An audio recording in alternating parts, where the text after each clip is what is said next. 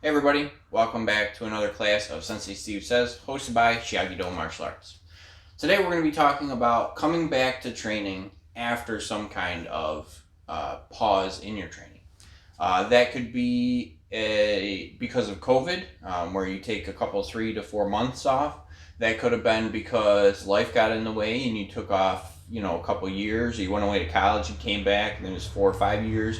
Or you had a family and you moved away from it for a long time, like 12 to 15 years. Now, to preface this, personally, I've never come away from karate. I've been training constantly since I was 10 in Isshin Ryu Karate. Before that, I trained in a mix of Northern Shaolin, Kung Fu, and Wing Chun. And, I've been doing this for a long time. But as an instructor, I've seen a lot of people come out and come back in, and I'm going to give you a couple tips that I found really help them when they are starting to come back to class. The first one's going to be start slow, okay? You need to realize that what you had when you left is not going to be what you have now, okay? Your body breaks down over time, especially after 30, you start losing your muscle mass really quickly. You lose about 10% a decade, year over year as you go on, and that is going to have a big effect on you. So if you stop training when you were called at 25, you're trying to pick it up again at 45, that's going to be a big difference in what you can expect to be able to do. Conversely, if you've been training, just not in karate, like you've been weightlifting or marathon training or whatever, you might be in a completely different kind of shape, where some muscles are stronger than when you left them, but some muscles are weaker than when you left them, and now you just got to try to find that balance again. So starting slow is going to help you realize what muscles are working, what muscles aren't, and what you got to do to kind of bring them all up to speed. Also, your reactions are not going to be as fast. When you train in karate, you build that reaction speed to be quicker and quicker, right? So that you're looking for minute changes on the person that you're looking at, to anticipate an attack or a strike or whatever. Your reactions are not going to be as fast. Your eyes will lose that acuity in terms of being able to see what you're looking for and that kind of stuff. And just trying to keep your body where it needs to be. Maybe if you did kata, but you haven't done a kata in forever, getting your body to maneuver its way through that is going to take time. Okay, so a couple things you can do is number one, start, if you haven't been doing any working out before you even go back to class on day one, start with a couple light workouts. Start with, try to do a couple push-ups, try to do a couple sit-ups, try to do a couple jumping jacks. If they hurt to do a small number of those, then what you want to do is do a couple of them throughout the day, right? So let's put it this way. Say you're trying to come back to karate and you're like, okay, I want to see where I'm at. So you do as many push-ups as you can in a minute, as many sit-ups as you can in a minute, as many squats as you can in a minute, just for argument's sake. And let's say you get to a number that is really atrocious for you. I'm going to pull a number out of my butt, and it's going to be 10. So you can, in that whole minute, you got 10 good push-ups. You might have tried a couple more, you might not have, but 10 is the number you got, okay? And afterwards, if 10 push-ups is all you can do in a minute, you're going to feel pretty sore after those 10 push-ups. It's just how life works. So my suggestion to you is do 2 push-ups every hour that you're awake. So the goal is not to make you sore. The goal is to get you doing more push-ups, doing more push-ups, doing more sit-ups. And you can do that with anything. If squats make your knees hurt, okay, but you can do like 10 in a row, but that's it. Cut that number and then just do it more often, all right? That gives you more of a chance to heal, but you're still building onto what you already have. Now, that requires some constant paying attention. If you do 2 every hour that you're awake, for a week, maybe you try to do as many as you can in a minute again. Maybe that number turns into 15 from 10. Maybe now you push it up to 3 or 4 at a time every hour. Little things like that are going to help you build that strength back up. Another thing that's really going to help you is to look at any notes you might have taken while you were doing your training before. I always advocate taking as many notes as possible. I've got more notebooks that say karate stuff in them than I do stuff that say school stuff in them, just because it was what interested me. And also, every time I went to a seminar, every time I had somebody who wasn't my normal teacher teach me, I took copious notes. When I was taking regular classes, if something was like different or new or something like that, I'd take notes on it. If I were, going to, a testing session or whatever, I would take notes on every correction or comment that I got. I would make sure that it made it in there so that I knew what I was practicing. Reviewing those notes can help get you in the mindset, getting you used to old terminology that you haven't necessarily thought about in a while. Getting you used to techniques and concepts and stuff that you haven't necessarily been thinking about in years. Going through your old notes will help you get yourself back into that mindset. Now, the other thing that I really want to advocate to kind of get yourself into that mindset is go watch a movie, right? Go watch something with Tony Jaa in it, or Bruce Lee, Jet Li, Donnie Yen, Jackie Chan, any of the big names. Watch some of their fight scenes, and don't watch it for the movie. Everybody knows martial art movies, the plot is terrible in 99% of them. But watch it for the martial arts. What you want to do is try to train your eyes. Get used to looking for that motion between stuff like that. Watch UFC fights or MMA fights and stuff on YouTube. There's a million of them. They're all free. Go watch a bunch of stuff like that, because what that's going to do is you train your eyes to see, okay, there's a punch coming. Okay, there's a punch coming. Okay, this punch got in, this punch didn't. Here's a knee smash, here's a front kick, here's a roundhouse kick to the head. Different things. Some work, some don't, and kind of getting your eyes used to seeing that coming at full speed. Now, if somebody's throwing speed punches at you, are you going to be able to block them right away after 10 years? No, you're not going to be able to. Okay, it's just not going to happen.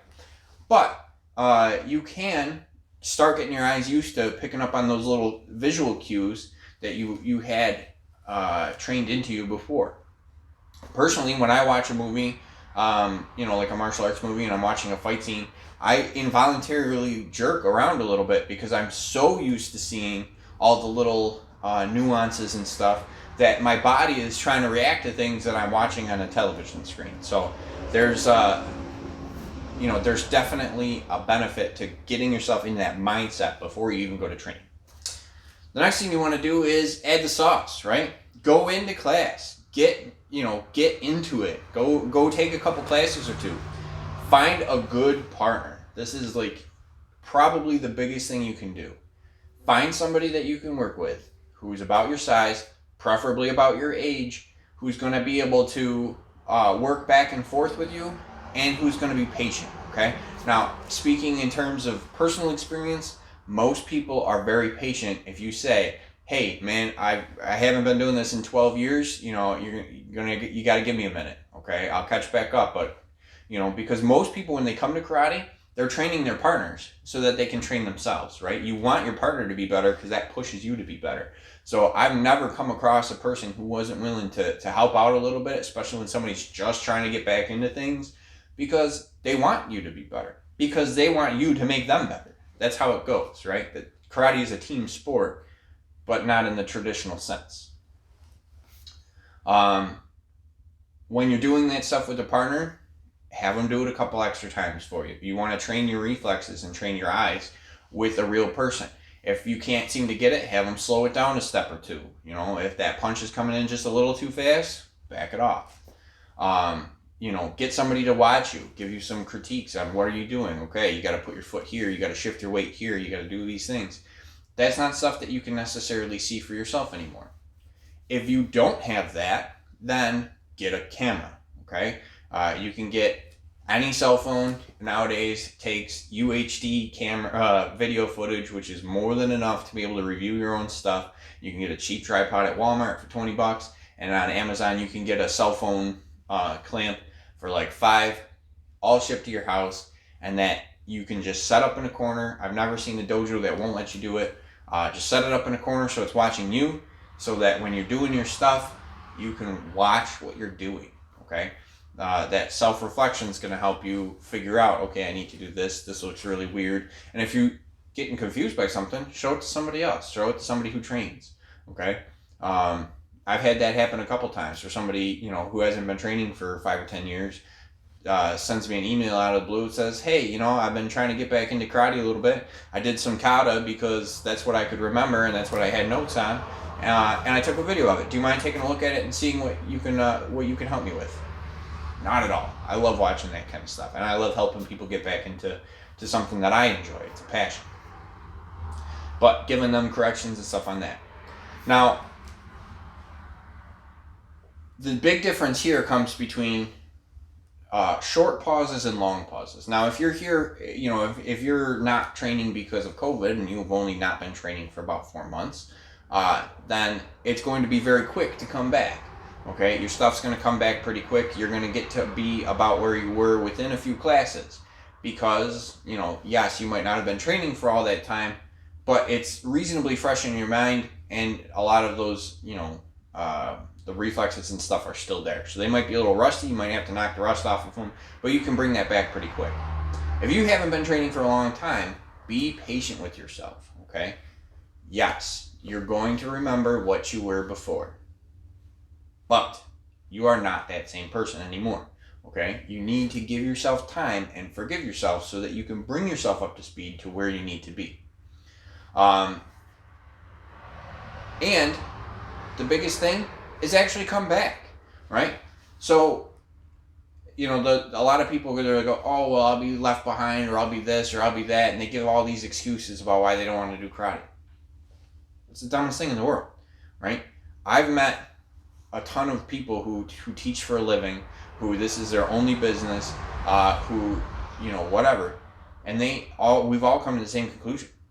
We love when people come back because that means that they really did want to be here. They had some other legitimate whatever in their life that says you can't be here, college or family or school or whatever, that got in the way, but they've come back because they want to be there, and that's very important. So a good sensei will always be patient with you and will only push what you can handle, right? I'm not going to throw, if you left as a nidan, a second degree, I'm not going to slap you in the face with Sandan testing, and get you, like, oh, we got to get ready for Sandan testing. Like, hold there, take a deep breath. We got to get you back to where you were first, okay? Is that going to take a month? Maybe. Is that going to take 5 months? Maybe. It depends on you. The more you practice outside of class, the faster you will pick your stuff back up, right? It's like climbing a mountain, right? You got to take the steps. Whether you do it, whether there's a person there with you or not, you still got to take those steps to get to the top. You can't, there's no jumping. You can't just like Superman it and be at the top all of a sudden. That's not how it works. You gotta climb yourself up there. The other thing that I really, really think is important is when you come back to class, take notes. The notes you took before you came back are going to be the mindset you were in before. Okay, that's not the same person you are now. That person didn't have to leave for school or college or family or whatever. That person's priorities were different. Even across 4 months, think about it. This is June. In January, my priorities were different. I was thinking about completely different things than I am right now. Whether it's just things that were happening in your life or things that are happening at home, school, work, whatever. You're going to change as a person. So it's important that you take notes as the person you are now so that when you're practicing now, you have something useful to look at. Okay, so if I write down a kata and I look back at it a week later, that's pretty easy. If I write down a kata and I look at it 10 years later, it's not going to be as useful anymore. I know this because when I was 14, I wrote down all my katas. I'm 30, so 16 years ago, and reading all of this, I can see all of the things that, although it's not incorrect, the techniques are all there, some of the more important things are not called out. And these are things that I've noticed and I've learned since being that person, so it's kind of a process. My sincerest hope is that if you see this video because you're contemplating coming back to karate, or you see this video because you've been off for a little while and this one just happened to pique your interest, that you really do get back to class. I don't care where you train. My guess is it's not with me personally if you haven't been training for a number of years, because I've only been training people for 15 years. But my sincerest hope is that you get back into it, because this is a passion I love, and I love seeing people be successful at it. And I know in my heart of hearts that every single person on this planet is suited to be a martial artist. They just got to have the mindset to do it. Okay, so don't hesitate. If you're thinking about it, jump into a class. If your school closed down, you haven't gone back, find somebody who, whether it's the same style or something different. Not everybody wants to be in the same style forever. I know people who've done Taekwondo, they took a 10-year break and they wanted to do something different, so they tried karate, they tried Kung Fu, different things like that. That's awesome. Do that too, right? But this is still going to be the same steps getting back to it, all right? I wish you the best of luck. I hope that this helps get somebody into karate, and honestly, if this helps one person in the world get back into karate, that makes me happy. That's all I ever needed, all right? With that, a couple quick announcements for my YouTube subscribers. Please make sure you like, subscribe, and share our videos on your social media if you find that they're helpful or they're useful or you like what that you see, because that helps us get our message out a little bit wider. We're going to be doing our Zoom classes tomorrow, so if you're a Patreon member, make sure you jump in with that. For our Shiage Do students, our in-person students, we got our kata class coming up on Saturday, so if you're signed up for that, make sure you show up. If you haven't signed up, make sure you check your email, because that's where all the sign-up sheets are. And our 30 and 30 challenge for June is 30 miles in 30 days. We're about halfway through. You still have more than enough time to get your miles in if you need to. But we're trying to do a mile a day for the whole month of June. If you got to do a couple on a day to make up for a day that had bad weather or whatever, you can do that. But the person who runs the most miles in June gets a sweet limited edition t-shirt drawn by me. So make sure you're keeping up with that. With that, that's what I have for you guys today. You guys are dismissed. Us!